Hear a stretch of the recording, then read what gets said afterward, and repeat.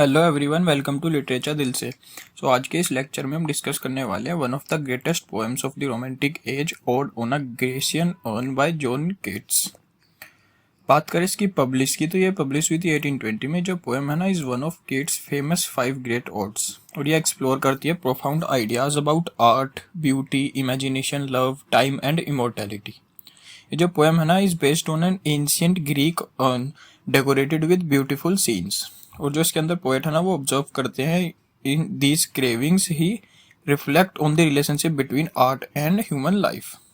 और अब बात करें unlike human life which changes and ends with time, इसके अंदर जो फिगर्स है ना, फिगर्स ऑन द अर्न जो है वो रिमेन फॉर एवर यंग और फॉर एवर ब्यूटीफुल, और बात करें तो for ever frozen in a single perfect moment. अब बात करें इसकी इंपॉर्टेंस की तो ये पोएम हाईली इंपॉर्टेंट होने वाली है यूजीसी नेट, टीजीटी, पीजीटी और DSSS एग्जाम्स के लिए। तो अब इसको समझते हैं डिटेल में। सबसे पहले बैकग्राउंड इन्फॉर्मेशन देखते हैं। तो जो ये है ना odd on a Grecian earn, ये जो पब्लिश बात करें इसकी पब्लिश की तो पब्लिश हुई है 1820 में। और जो कीट्स है ना वो never identified one specific urn as his source. Instead वो जो थे ना he was inspired by the beauty of ancient Greek art and classical sculpture.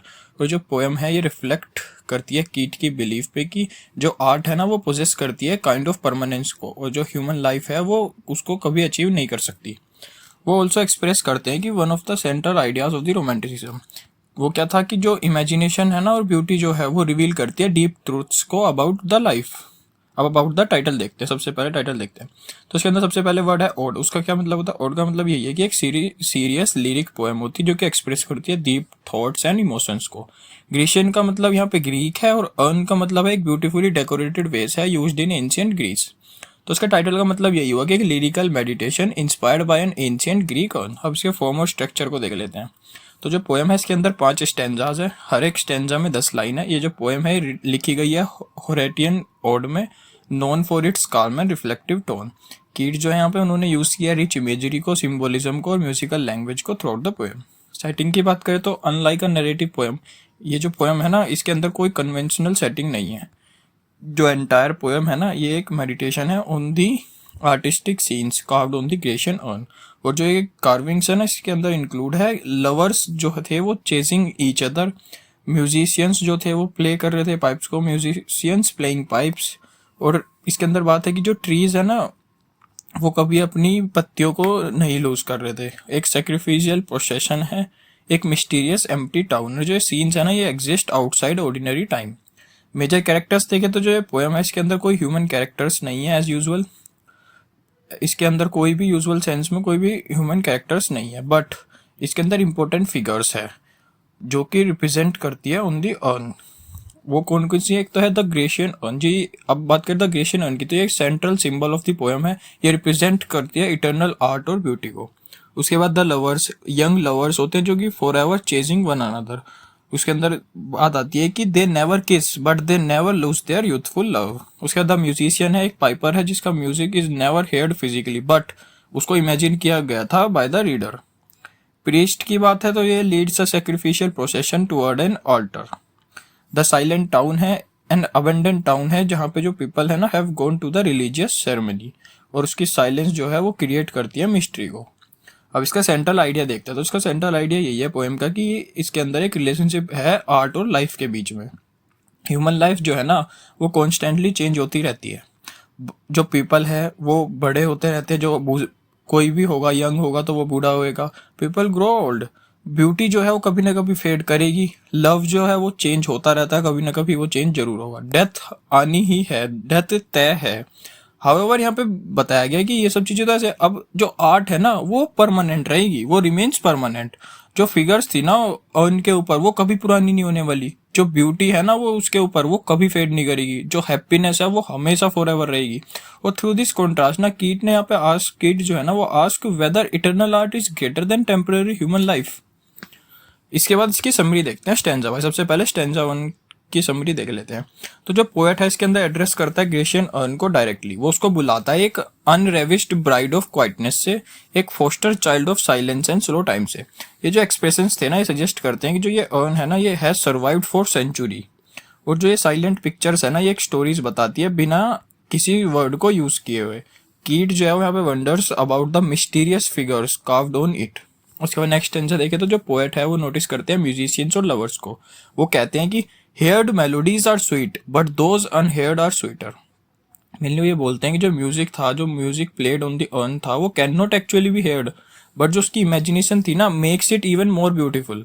Similarly जो यंग लवर थे उन्होंने कभी कैन नेवर किस, बट जो यंग लवर था can never kiss his beloved because time has stopped, but yet he will never lose his love. उसकी जो beloved थी ना वो will remain for ever beautiful. Stanza next stanza देखे तो जो पोएट है उसके अंदर एडमायर करता है ट्री को ऑन द अर्न। उसमें वो बताता है कि they never loss there leaves, और जो स्प्रिंग है ना वो कभी खत्म नहीं होता, नेवर एंड्स। और जो लवर्स है ना वो हमेशा यंग रहते हैं, lovers remain for ever young. और जो हैप्पीनेस है ना, हैप्पीनेस कभी फेड नहीं करती। और बात करें तो अनलाइक रियल लाइफ, जो वर्ल्ड ऑफ आर्ट है ना वो कैन नेवर चेंजेस। कीट जो है वो प्रेजेंट करते हैं इटर्नल ब्यूटी को as one of art's greatest strength. इसके बाद नेक्स्ट आगे स्टेंजा देखते हैं तो फोर्थ स्टेंजा के अंदर जो पोएट है वो नोटिस करते हैं another scene carved on the urn. तो उसके अंदर जो एक ग्रुप ऑफ पीपल होता है जो कि पार्ट ले रहे होते हैं एक रिलीजियस सेक्रीफाइस के अंदर। तो वहाँ पे एक प्रीस्ट होता है जो कि leading a beautiful decorated हीफर, हीफर mainly एक यंग काउ होती है, टुवर्ड एन ऑल्टर। तो जो पोएट है वो वंडर्स करता है कि where this people have come from and where they are going. वो मेनली बस पोएट यही बताता है कि वो पीपल जो उसमें है वो कहाँ से आ रहे हैं और वो कहाँ जा रहे हैं। वो इमेजिन करता है लिटिल टाउन को दे हैव लेफ्ट बिहाइंड, और since everyone has gone to the ceremony, जो टाउन है ना वो will remain silent and empty forever. तो जो ये इमेज थी ना यहाँ पे जो क्रिएट की गई है, यहाँ पे जो इमेज है वो क्रिएट्स एक मिस्टीरियस एटमोसफियर, और वो हमें रिमाइंड करती है कि जो आर्ट है ना वो प्रिजर्व करती है एक सिंगल मोमेंट परमानेंटली। उसका नेक्स्ट स्टेंजा देखे तो जो फाइनल स्टेंजा है इसके अंदर जो पोएट है वो एड्रेस करते हैं ग्रेशियन अर्न को एक बार फिर से। वो उसको एक कोल्ड पेस्टोरल्स बुलाते हैं। मेनली इसका मतलब यही है कि the scenes are beautiful and everlasting, they are also motionless and lifeless. इसके बाद जो अर्न है वो continue to exist long after human beings have passed away. उसके बाद बताते हैं कि ये जो है ना ये हमें साइलेंटली रिमाइंड करती है फ्यूचर जनरेशन्स को ब्यूटी के बारे में। और जो ये पोएम है ये एंड हो जाती है कीट के मोस्ट फेमस लाइंस के साथ। वो कौन सी थी? वो ये थी कि beauty is truth, truth beauty, that is all ye know on earth and all ye need to know. ये जो लाइन है ना ये सजेस्ट करती है कि एक्सपीरियंस ऑफ ट्रू ब्यूटी जो है ना वो हमें lead us to truth, though critics continue to debate their exact meaning. अब बात करते हैं मेजर थीम्स की। सबसे पहले ब्यूटी को यहाँ पे है ना beauty is eternal in art, even तो ह्यूमन ब्यूटी जो है ना फेड्स विद टाइम, बट जो ब्यूटी है ना आर्ट की वो कभी फेड नहीं करती। उसके बाद आर्ट एंड लाइफ की बात करें तो जो पोएम है कंपेयर्स करती है परमानेंट आर्ट को टेम्परेरी ह्यूमन लाइफ के साथ। टाइम की बात करें तो टाइम जो है वो डिस्ट्रॉय कर देता है ह्यूमन लाइफ को, but can not destroy great works of art को। लव की बात करें जो लवर्स थे ऑन द अर्न वो जो थे वो remain for ever young and for ever in love. Imagination की बात करें जो पोएट है वो यूज करते हैं इमेजिनेशन को to bring the silent images on the urn to life. Immortality की बात करें जो आर्ट है वो achieves a form of immortality that human beings can not. Important symbols देखे तो जो ग्रेशियन अर्न था वो रिप्रेजेंट करता था इटर्नल आर्ट और ब्यूटी को। लवर्स रिप्रेजेंट करते थे इटर्नल लव को, यूथ पैशन को।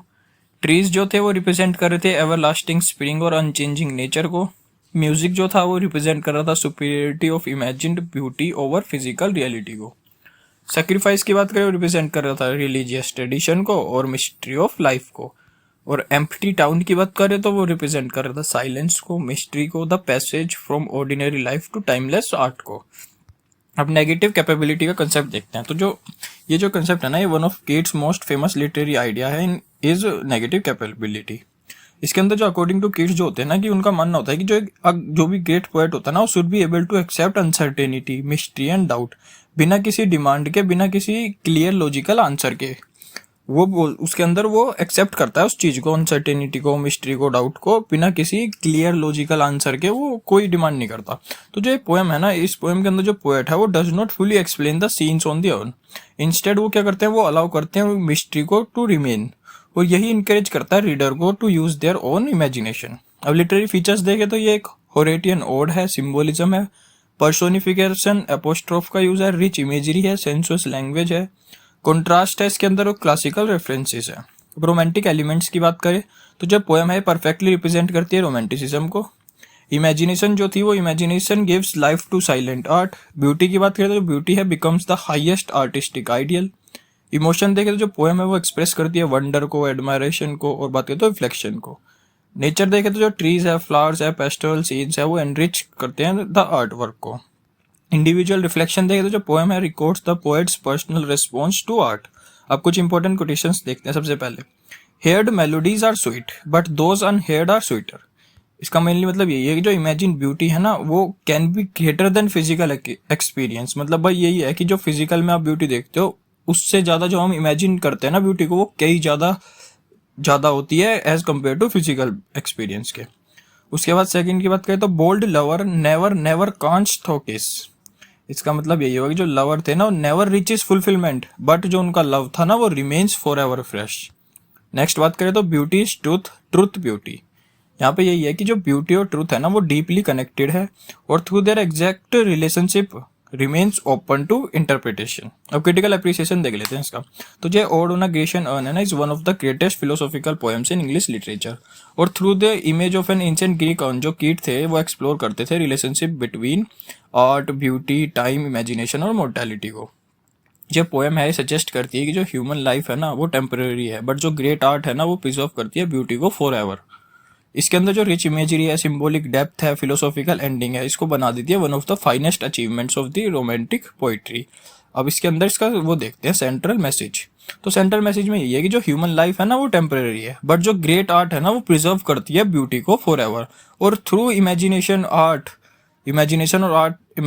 जो आर्ट है ना वो कंटिन्यू करती है to inspire future generations and उनको ऑफर करती है enduring reflections on beauty and earth.